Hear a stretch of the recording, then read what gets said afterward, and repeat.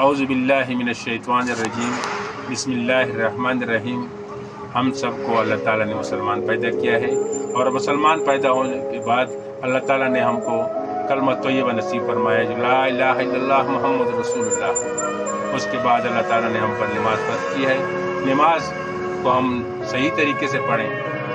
حدیث شریف کا مفہوم ہے کہ قیامت کے دن سب سے پہلے نماز کا حساب کیا جائے گا، تو لہٰذا ہم کو چاہیے کہ نماز کے لیے جتنی بھی مسائل ہیں ان کو ہم سیکھیں اور اس کے مطابق نماز پڑھیں، تو انشاءاللہ تعالیٰ جب ہمارا نماز ٹھیک ہو جائے گا تو ہمارے سارے کام ٹھیک ہو جائیں گے۔ تو ہمیں چاہیے کہ ہم نماز صحیح طریقے سے پڑھیں، جتنے مسائل اس کو مد نظر رکھ کر نماز پڑھیں، اور اس کے بعد ہمارا سب کا کام ہے کہ ایک دوسرے کی مدد کریں۔